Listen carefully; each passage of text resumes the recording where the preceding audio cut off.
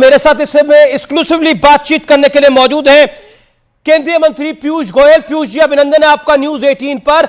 और सबसे पहले तो बजट आ गया है और हमेशा कहा जाता है कि चुनाव से पहले चुनावी बजट आएगा, लेकिन इस बार मोदी सरकार ने इस ट्रेंड को बदला है। यह आत्मविश्वास है या अति आत्मविश्वास है? सवाल यह है कि माननीय प्रधानमंत्री नरेंद्र मोदी जी ने 10 वर्ष में जिस प्रकार से भारत की अर्थव्यवस्था को एक कमजोर अर्थव्यवस्था से विश्व की 5वीं सबसे बड़ी और तेज गति से बढ़ने वाली अर्थव्यवस्था बनाया, आज मैं समझता हूं ये इंटरिम बजट के माध्यम से प्रधानमंत्री जी ने एक आधारशिला रखी है। आगे के अमृतकाल के वर्षों में कैसे भारत एक विकसित भारत बनेगा।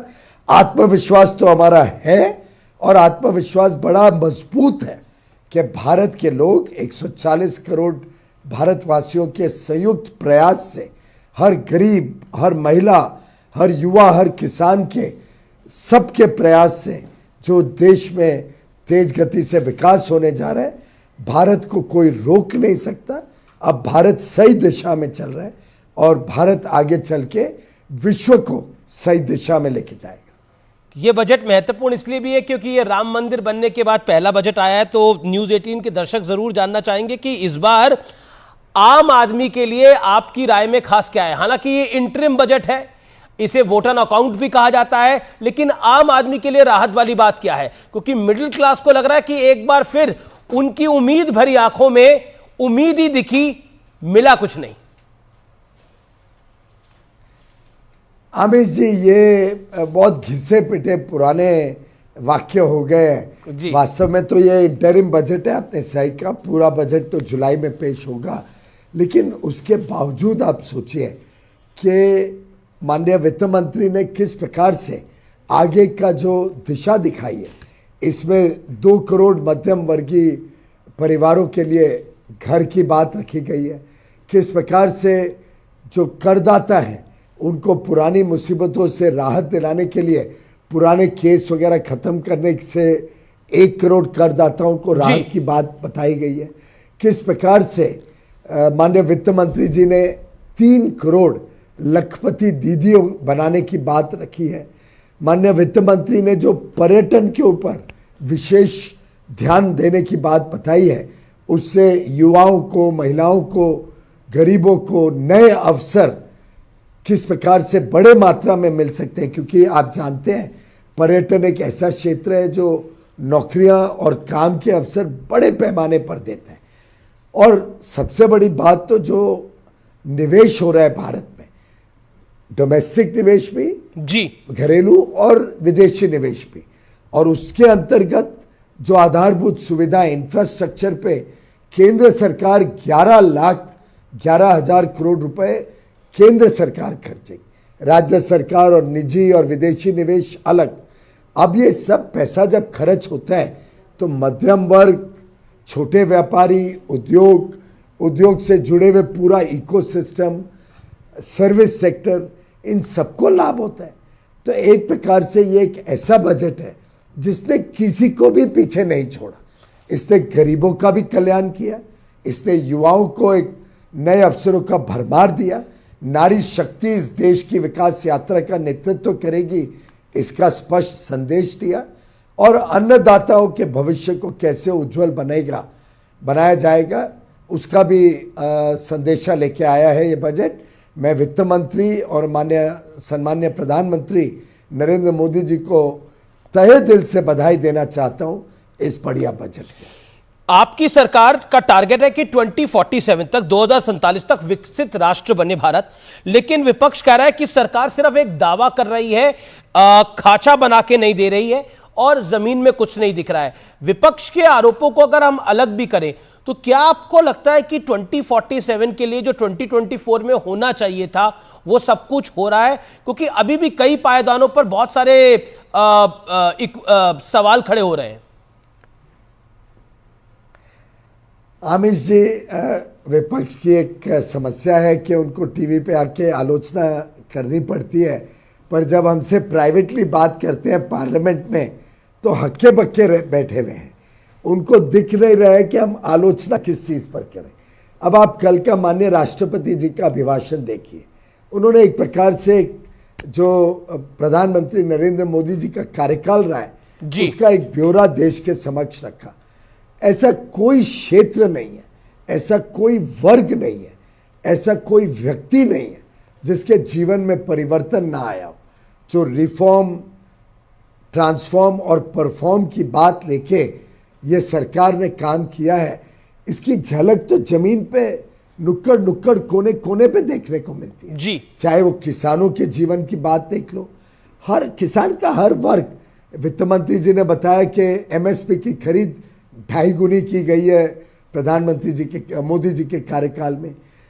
3 करोड़ घर तो बन चुके हैं, बाकी 1 करोड़ और घर शहरों में बने हैं, तो यानी 4 करोड़ घर गरीबों को मिले हैं। आगे चल के 2 करोड़ मध्यम वर्ग परिवारों के लिए घर की बात वित्त मंत्री जी ने की है। क्या पिछले वर्ष 10 लाख करोड़, यानी जो वर्ष अब चल रहा है, और अगले वर्ष के लिए 11,11,000 करोड़ सिर्फ सरकार निवेश करेगी इंफ्रास्ट्रक्चर में। तो आप कल्पना करिए, इसके अलावा निजी निवेश, विदेशी निवेश, राज्य सरकारों का निवेश, जब इंफ्रास्ट्रक्चर पे इतना पैसा खर्च होगा तो कितनी नौकरियां बनेंगी, कितना उद्योग को फायदा होगा, कितना सामान बिकेगा, कितनी सेवाएं लगेंगी, पूरा इकोसिस्टम इसके इर्द गिर्द बढ़ेगा। और जहां तक पर्यटन की बात है, टूरिज्म ने तो विश्व के बड़े बड़े देशों को बनाया है।